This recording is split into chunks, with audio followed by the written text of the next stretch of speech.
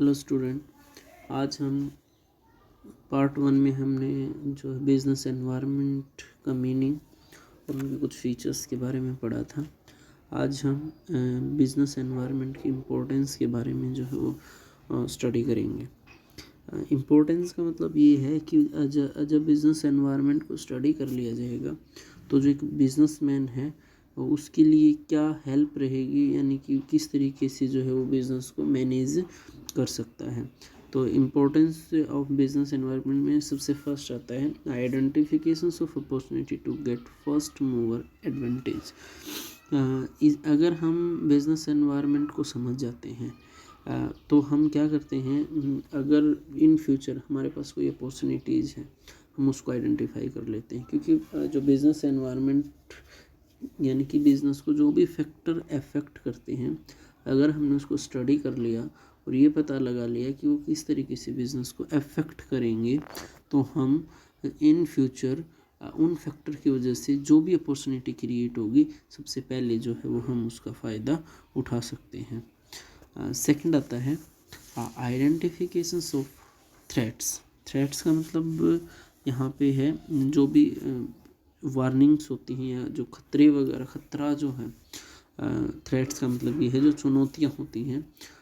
अगर हम business environment को स्टडी करते हैं तो हमें ये पता लग जाता है कि इन फ्यूचर हम लोगों के सामने क्या प्रॉब्लम जो है वो आ सकती है।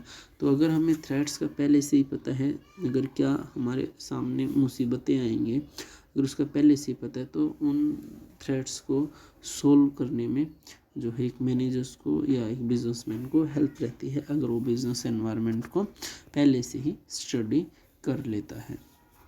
उसके बाद थर्ड नंबर पे आता है tapping useful resources. Tapping useful resources इसने लिखा है business environment make available various resources such as capital, labour, machine, raw material etcetera to business firm in order to know the availability of the resources and making them available on time at economical price, knowledge of business environment is necessary। मतलब ये है कि हमारे पास जो resources हैं वो limited हैं, हमें अनलिमिटेड रिसोर्सेज का बेटर यूटिलाइजेशंस करना है, जो प्रॉफिट जो है वो एक बिजनेसमैन ज़्यादा से ज़्यादा अर्न कर सके। इस तरीके से हमने रिसोर्सेज का एलोकेशन करना है बिजनेस के अंदर। तो ये भी जो है बिज़नेस एनवायरनमेंट से हम ये थ्रेट्स का और अपॉर्चुनिटीज़ को आइडेंटिफाई करने के बाद हम रिसोर्सेज का एलोकेशन जो है वो बेटर तरीके से कर सकते हैं।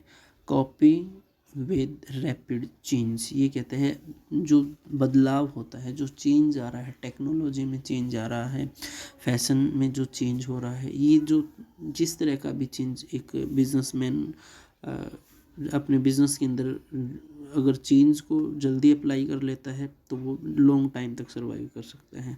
तो जो रैपिडली जो चेंज हो रहे हैं, बदलाव हो रहे हैं, उनको अडॉप्ट करने में एक बिजनेसमैन को हेल्प नहीं आती अगर वो बिजनेस एनवायरनमेंट को स्टडी कर लेता है। बिजनेस एनवायरनमेंट को स्कैन करने का, उसको स्टडी करने का यही मोटिव होता है कि इन फ्यूचर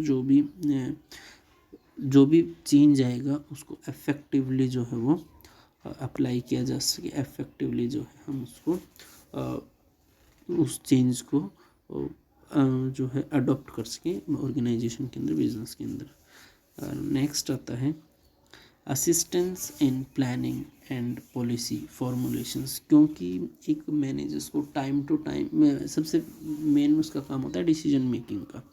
जब वो अपॉर्चुनिटीज़ को, थ्रेट्स को, उसके सामने क्या प्रॉब्लम आएगी, रिसोर्सेज किस तरीके से बांटने हैं, अगर ये सारी चीज़ें अगर उसको करनी है तो इसका मतलब क्या है, उसको जो है एनवायरनमेंट के जो भी बिजनेस एनवायरनमेंट के अंदर जो भी फैक्टर हैं उनको स्टडी करना पड़ेगा, यानी कि एनवायरनमेंट को स्टडी करना पड़ेगा।